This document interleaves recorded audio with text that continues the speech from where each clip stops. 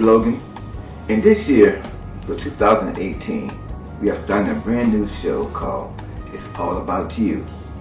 And today our special guest is Vale'ssa Winslow from San Antonio, Texas. How you doing? Hi. Okay, now, did I get your name right? No, you did not. Okay, so tell our audience your correct name. My name is author Vale'ssa Winslow. Oh, I read your book last night, and I could not put it down because I was wondering, how did you get from point A to point B? Because when you read the book, you went through so much drama in your life. Absolutely. And to see you today, and how God had brought you so far from where your past was, it's amazing. So please tell everybody about your book. Because I got some questions for you, but I don't want to go into the whole book detail. I don't want to spoil it. People can buy the book and read it for themselves. And to hear about you, your childhood, your husband, and being overseas and being almost this close to death many, many times. Absolutely. And God spared your life to today. Absolutely. So the book is called what? The book is entitled Rape the Silencer, Good Girls Don't Tell It to Now. And I also have a companionship that is called Work the Book. Okay, first of all, where can they get the book from? They can get the book from 3 sources. They can get the book from Amazon. They can also get the book from Kindle. And also they can get the book from Barnes & Noble website. Also, I am on Vale'ssaWinslow.com. And also they can call me on my business line at 210-236-2496. Once again, 210-236-2496. Now, after reading your book, I wonder how many other child, male or female, is living this life that you lived in your past. And as a young lady, being abused, in the military, being that close to death, and your husband. So please tell us a little bit about your book. Well, as everyone knows, the title is very catchy and it will leave you with a shock and awe. Rape the Silencer. But what that is putting the predators on notice that you are raping the silencer. And so for me, I became aware of all my faults that I had. And when I'm going to go back to my faults were that I remained silent of not allowing myself to heal about certain things in my life, meaning that I knew that I was raped. I knew that I was molested, and I knew that I had gone through all these abuses in my life. And I wanted to put pen to paper to go ahead and release it all. And how did I have to release it all? Through faith. Faith carried me through this journey. And a lot of times people may say, well, wow, she's beautiful from the inside out. She's looking so gorgeous. But it took years of me to get there. This wasn't a crystal stair for me. I had the opportunity to serve my country over 20-some years in the military. And I also got the help that I needed. I went into hospital and got the help that I needed. And so what they did was, they asked me, and see, when you go into a hospital and you say that you're going through depression, you're going through telling your story on how you're really feeling, being open and honest about your truth is so important. And I did that. I spoke to the clinical experts that were able to help me along my journey. That was my first step. Okay. Let me go back a little bit. How did you deal with yourself before you decided to open up your life story to people? I mean, how were you? If I just met you before you opened your life up, how would you have been? I wouldn't say I would be an introvert, but I would not be around too many people. Mm-hmm. So I would be by myself a lot. Okay, so I wouldn't be outgoing. I would share my truth to just a few people, meaning that if I would go somewhere, I would only go somewhere with probably one person or something like that. Mm-hmm. I wouldn't have a lot of friends or anything like that. So if I was a person who wanted to date you, would your past interfere with our relationship? If before the book, yes. Yes. Before the book, yes. Before the book. Yes. So you would kind of held me for accountability for what happened to you in the past. That could be a possibility. It could be a possibility depending on the circumstances. It could be. Was molested? It started at the age of, it went back a little bit further, more years. Mm-hmm. A little bit further.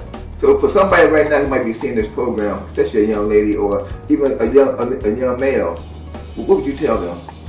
I would tell them that tell your story. That's the first thing I would say is tell your story.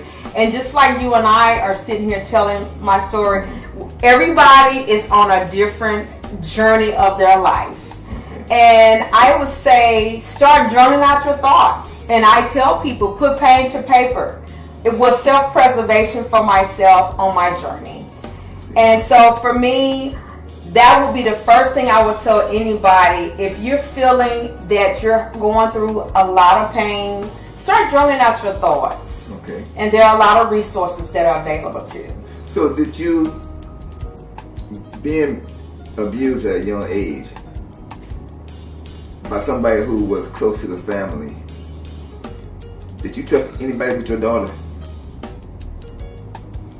Did I trust anybody with my daughter? I don't really look at that trust with my daughter. I really don't want to go there at that point because that's going to talk about more or less in the book. Mm-hmm. So I really want to go too much into that detail about that.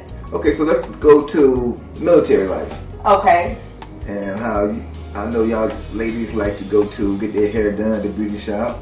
Okay. And here you are in the beauty shop, getting your hair done. Okay. Getting it fried, dyed, laid to the sun and everything. Okay. And, all of a sudden, boom. Okay. How did you feel about that? Once again, well, I don't want to give too much of the situation. What I'm going to say is that when we are in a war-torn country, just be aware of your surroundings. And what he's talking about a little bit about in my book, that death was around me. And I don't want to give too much from the book, but God spared me on that journey of being in a war-torn country. And you have to get more of reading in my book to find out more about that. Okay. You want to go into that about your husband? I'll go into a little bit about that. Go ahead.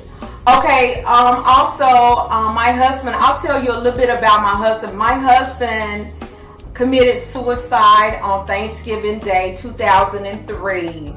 And I was left with 3 small children. My daughter was 12 and my twins was 7 at the time. And that's when the journey began. A week before Thanksgiving, God spoke to my spirit and said, it's time for you to tell your story. Now, telling my story began in 2016, a week before Thanksgiving Day. So as you can see, 2003 is when he committed suicide. But as you can see, that is a traumatic experience for someone to be carrying that load almost 13 years. And now God is saying to me, it is time for you to release that. And social media is a great outlet for you to do that. Now, I got bold and did it on Facebook. And I said, I just got on here and said, Facebook family, I am going to tell you something that I have experienced. Well, I told it to Facebook, and that ended up becoming the ministry for me. And that's when I began sharing my story to the world. And when I did that, it opened up for people to start sharing that story. And so that's why Facebook really became one of these social media sites that I have been on, because that's where God really spoke to my spirit to say, it is time for you to go ahead and start sharing your story. Amen. Amen. Now, are you available for the churches, community to come out and speak to other people who are going through the same thing that you went through? I am open to churches. I'm open to all speaking availabilities that you have available for me. I am open. Yes, I am. And also, this is your first book? Yes, these are my first books. Okay. Now, for somebody out there, can you do a workshop on how to get your book out? Yes, I can. I can do a workshop, and it will be entitled Indie Author, Your Best Kept Secrets to Writing Your First Book. Believe me, since I am an indie author, which means is you're self-publishing your book, I can give you the pros and cons of it. And as you know, I am an entrepreneur, so I can help you with that. And like I said, you can call me on my business line at 210-236-2496. Once again, 210-236-2496, and I can assist you with some coaching on that as well. Okay. And once again, the name of the book is called Rape the Silencer. Yes. Good Rape, girl. Don't tell until now. Good girl, don't tell. So stop being a good girl and start telling your secret. Tell it. Tell them. Tell it. I mean, tell it, 'cause it's a crying shame.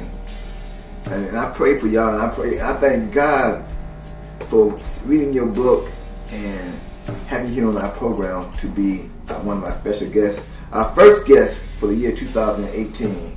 All right, I'm so excited. And our new show called It's All About You, because this book here is all about you. And here's one also bonus for you. Work the Book is a companionship to my book, Rape the Silencer, Good Girls Don't Tell Until Now. So we want to thank you once again for being a guest on our program. Thank you for having me. All right.